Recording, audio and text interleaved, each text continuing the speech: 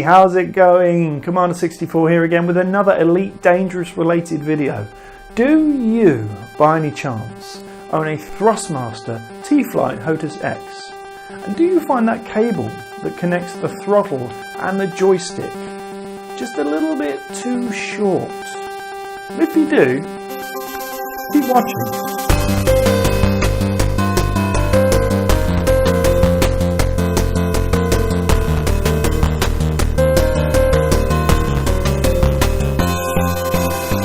In the previous video, which you can watch by clicking the eye at the top right of the screen there, we finished assembling a rough build of the armrest for an Elite Dangerous cockpit. There was a slight snag when it came to testing it out, which I had predicted and was on the list of things to do. So as I said previously, the joystick and the throttle I'm currently using is a T-Flight Hotas X, and as you can see here, the cable that connects the throttle and the joystick is way too short, which means I can't place them on separate arms at the moment because they don't reach. With a few spare cables I had lying around, some solder, a soldering iron, a clamp, and the help of my dad, who knows a thing or two about electric cables, the cable that connects the throttle and the joystick is now twice as long. And I'm going to show you exactly how that was achieved right now. So first thing we did was to cut the cable connecting the joystick and the throttle together, remove the plastic coating and count the amount of wires we had inside, which was 15 different coloured wires and one earth. So including the earth, 16 wires in total. Next I found a HDMI cable I had lying around. We did the same with that, chop the top off, remove the plastic coating and count the wires inside. Unfortunately, it was short of one wire. It had 14 coloured and one earth, and we needed 15 coloured and one earth. So then we picked out this Ethernet cable, I think it is, which had half the amount of wires we needed, but was long enough that we could chop it in two. We could just use two lengths of it to make the one cable we needed with enough wires. So that's what we did. The next job would be to match the coloured wires from the controller's cable to the corresponding and hopefully similar coloured wires from the Ethernet or Cat5 cable.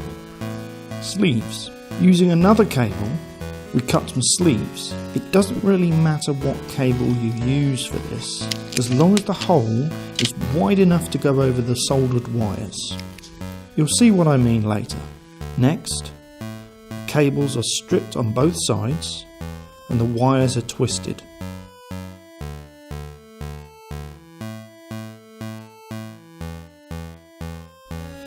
On the controller's cable there was some fibery stuff, which I think is just there for strength, and we just snipped a bit of that off. It doesn't affect anything. So basically you'd slide it on one end, yeah? Do your joint, just cut this down to size and slide it back over to cover the joint, then tape it all up. Make sure to put the sleeve on before twisting the two cables together.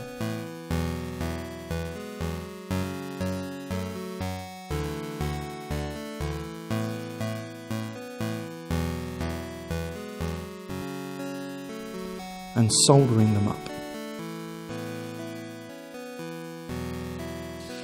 I mean, it doesn't matter too much because roughly, if you think about it, it's got to cover that amount of joint, right? So it needs to be slightly bigger than that. Yeah, smaller the better because it'll make the joint less bulky.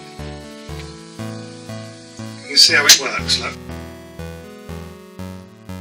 you stroke it up with the soldering iron. So make sure you've got contact with the solder and just run it along the piece of wire. Now that's a nice solid joint now.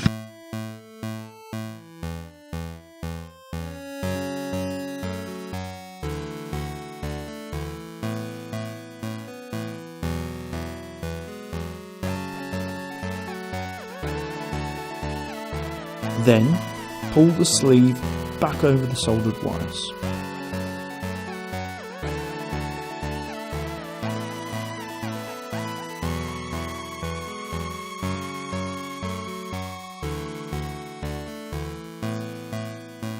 Then just match up all the coloured wires and repeat this process until all the wires are soldered and sleeved.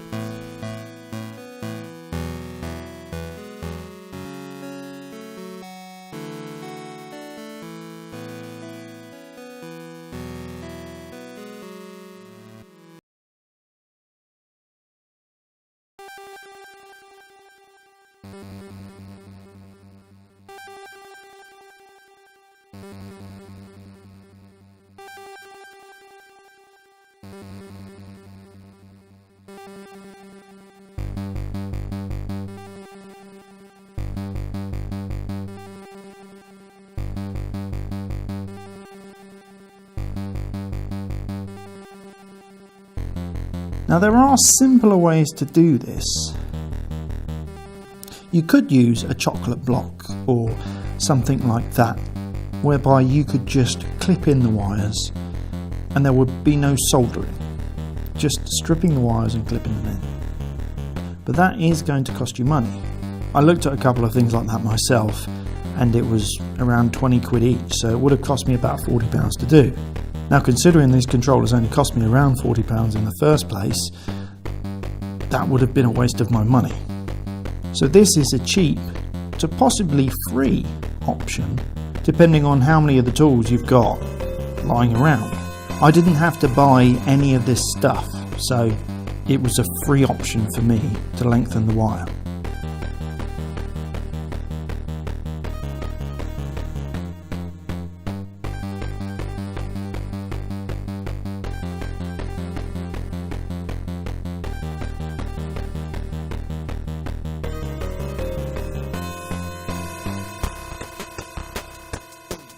Here we have the final result, which was pretty time consuming for my poor old dad who did most of the work.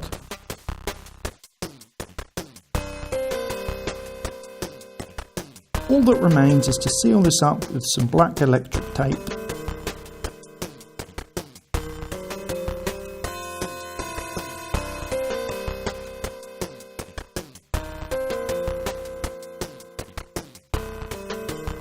And I can confirm I have been playing solidly with this for 2 weeks now, and there's been no problems. Everything is working perfectly. And voila! It easily reaches either side of the arm, and I can game in comfort now. Hope this was useful to you in some way if you have one of these controllers and it's been bugging you that this wire is a bit too short. And if you try and succeed with this method, please let me know. I'll be back relatively soon with another Elite Dangerous video. The next video I upload will be another retro video, and it's going to be a gaming event that I went out to recently, which was a charity fundraiser, which was a lot of fun. I'm really looking forward to sharing that with you guys and girls. But for now, I just want to wish you retro gamers and commanders everywhere a really great day. This is Commander 64 signing off.